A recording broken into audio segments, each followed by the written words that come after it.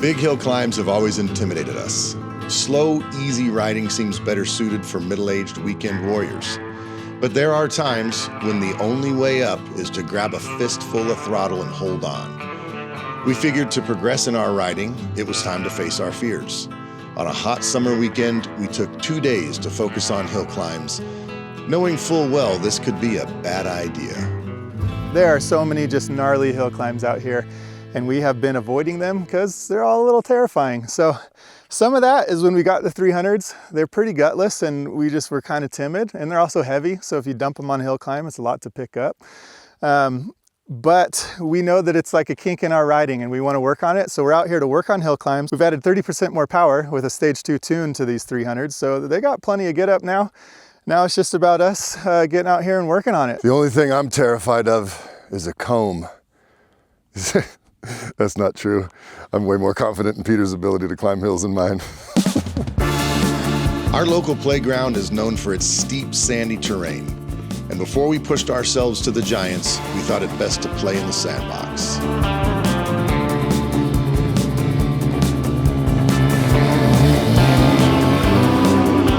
We were in search of a set of hills we've passed numerous times, but we're always on a mission and we've never stopped to play. We figured these would be a great place to get our feet wet and work on technique. Okay, here we go.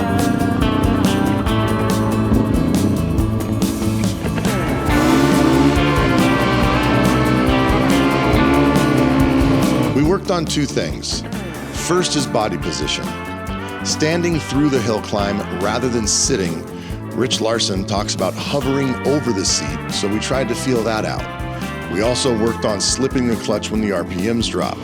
Sometimes a downshift is the solution, but often slipping the clutch in a taller gear is a better, more finessed approach.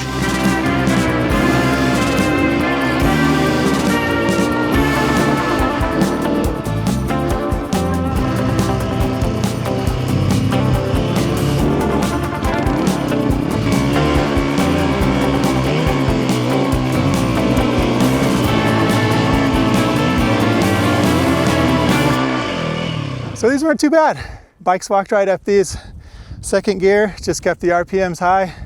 Things tracted right up. It got hard when I started trying to just work on bailouts. One of the things that we do a lot is just tip the bike over on a hill climb, and it's because there's a real little fine point where you feel that bike start to bog and you need to get your weight to the uphill side and turn out.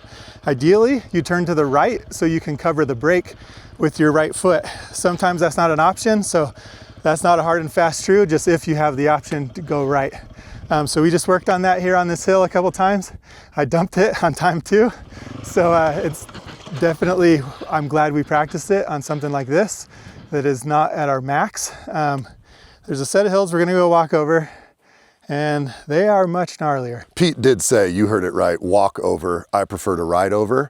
I'm not sure what he's gonna do. That's the best way I know to get my dirt bike over to the next set of climbs. The drill we just practiced, like practicing bailing, that's a weird one for me because usually you charge an object with the mindset and the goal of conquering it, but to go into it purposely in first gear, super slow so that you will bog out.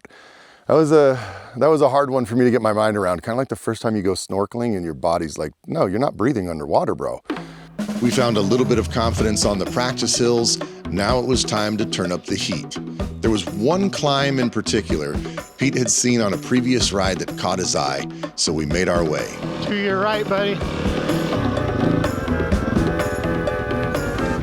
Rutted out, homie. This camera flattens this thing out, holy cow. That beast is way steeper than that. I think what's intimidating about the hill climbs is like, once you commit, you're committed. If you back out, you're actually putting yourself in danger, you know? So it's like, you just gotta hit that throttle, crack it on, and pray a little bit. Let's fire them up, see how it goes. Not much of a run, but I think I could do it. Before hitting the beast Pete had picked out, we decided to procrastinate with something more approachable.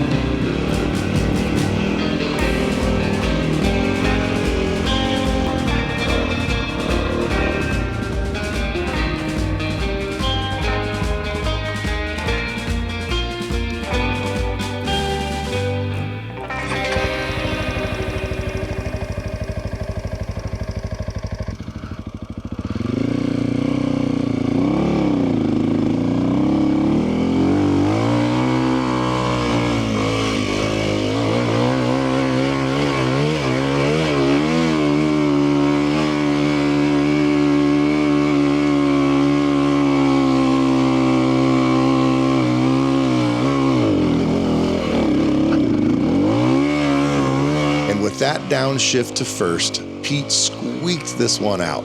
It wasn't pretty, but the little shit pulled it off. Hell yeah. Holy shit, I almost didn't make that one, bro. It was my turn. Pete had cleaned it and the pressure was on.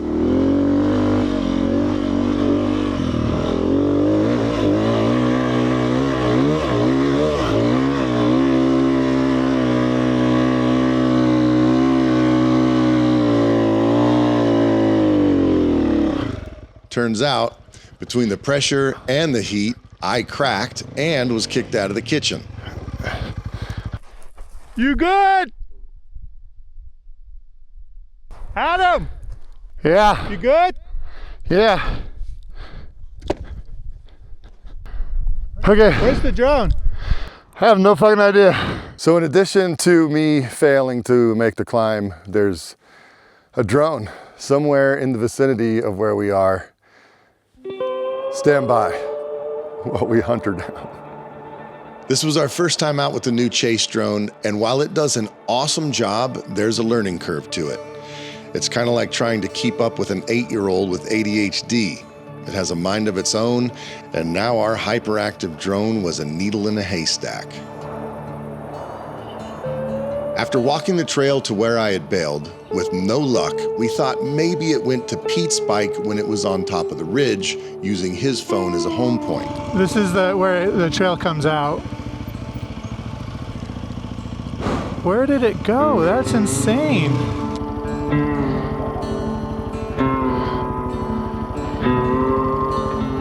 Pretty bummed out about losing the drone, and it was a toss-up. I'm like, I don't know if I'm more upset about losing the drone or if I'm more upset that Peter greased the hill climb and I did not. But now, it for sure is Peter climbed the hill and I did not, because BAM! We will not be defeated. But that is a wrap for the day, because my phone says it's only 92 degrees, but I work outside and I think my phone may be having a mild heat stroke, heat exhaustion, heat something or other.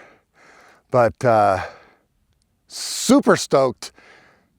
All that footage is not lost. Day 2, Pete had another hill in mind. This one was at the very top of the mountain, so we put our heads down and enjoyed the trails on the way up, climbing the entire way, our hyperactive chase cam in tow.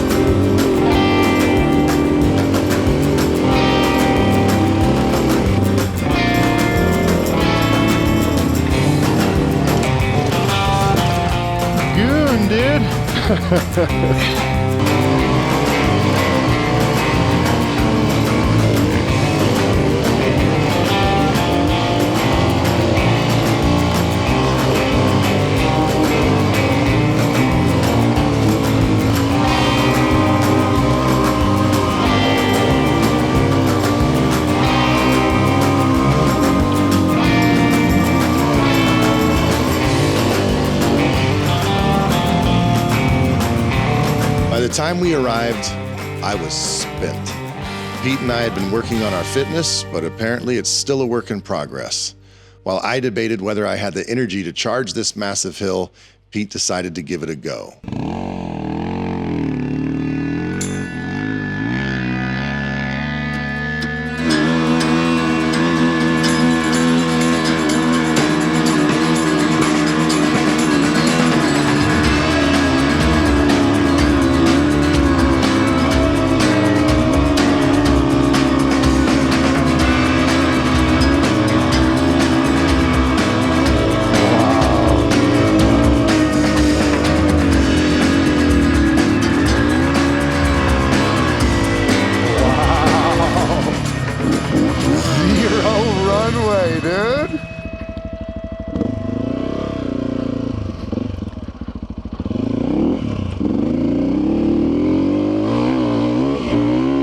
This isn't the first time I've waved the white flag while riding. I'm approaching 50, and I've learned to trust my intuition in order to preserve my back, hips, shoulders, ankles, elbows, and knees.